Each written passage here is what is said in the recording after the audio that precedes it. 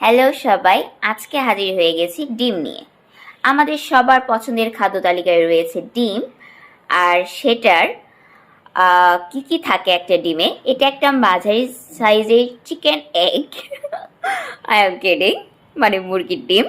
তো এটাতে হোয়াইট পার্টে পুরোটাই রয়েছে প্রোটিন, অ্যালবুমিন অ্যান্ড বি2। আর এটার যে ইয়েলো পার্টটা রয়েছে, এল্ক, কুসুম, সেটাতে কিন্তু রয়েছে কি কি? এ, ডি, ই, কে খনিজ উপাদান, এবং এবং কি সাথে একটু ফ্যাটও রয়েছে। আর এটার পুরোটা থাকে প্রোটিন।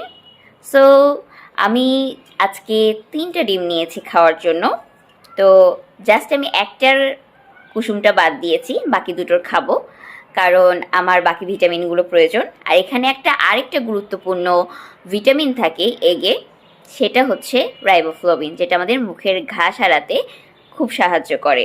আর যেহেতু উইন্টার, তাই একটু কুসুম আমি খাবো, কারণ ভিটামিন ডিটাও আমার শরীরের জন্য খুবই প্রয়োজন। টাটা।